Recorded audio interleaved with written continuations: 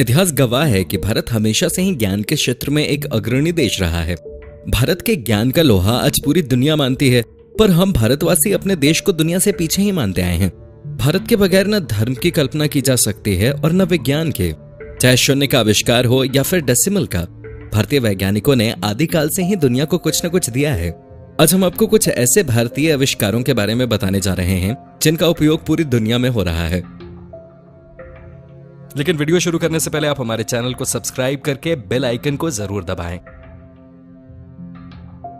अस्त्र शस्त्र। भारत के प्राचीन शास्त्रों में उन अस्त्र शस्त्रों का वर्णन काफी पहले से किया हुआ है जिनकी टेक्नोलॉजी पे आज बड़े बड़े मिसाइल और परमाणु बम बन रहे हैं। महाभारत के युद्ध में कई प्रलयकारी अस्त्रों का प्रयोग हुआ था। हमारे धर्म ग्रंथों में जिन आग्नेय अस्त्रों जैसे कि वरुणास्त्र, पाशुपतास्त्र, सर्पास्त्र और ब्रह्मास्त्र आदि अस्त्रों का वर्णन मिलता है। आपको बताएं वो आज के आधुनिक युग में बंदूक, मशीन गन, परमाणु बम और पॉइजनस गैस के तौर पर जानी जाती हैं। आधुनिक काल में परमाणु बम के जनक रॉबर्ट ओपेनहाइमर ने गीता और महाभारत का गहन अध्ययन किया था। Plastic surgery.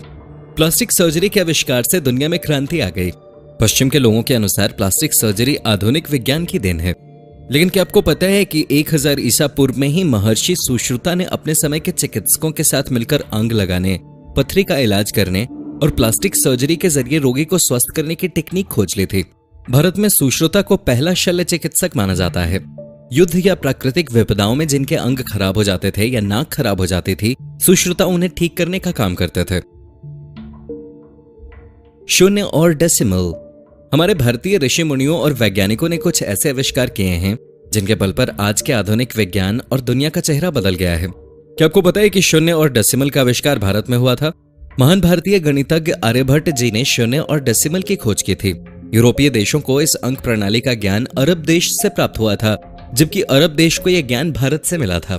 सोचिए, शून्य नहीं होता तो क्या आज हम गणित की कल्पना भी कर सकते थे, और डेसिमल नहीं होता तो क्या होता? रेडियो। वैसे तो रेडियो का आविष्कारक गुग्लिएल्मो मार्कोनी को माना जाता है और इसके लिए उनको 1909 में वायरलेस टेलीग्राफ के लिए नोबेल पुरस्कार भी मिला था।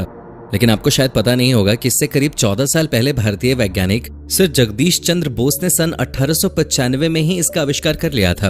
उस समय भारत एक गुलाम देश था और इसलिए बसु जी को ज्यादा महत्व नहीं दिया गया। अंग्रेज काल में मार्कोनी को बसु जी की लाल डायरी के नोट मिले, जिसके आधार पर उन्होंने रेडियो का आविष्कार किया।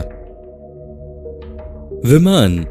हम सभी ये जानते हैं कि आधुनिक विमान का आविष्कार राइट ब्रदर्स ने किया है, लेकिन आपको शायद पता नहीं होगा कि उनसे हजारों साल पहले महर्षि भारद्वाज ने विमान शास्त्र लिखा था, जिसमें हवाई जहाज बनाने की टेक्निक का वर्णन मिलता है।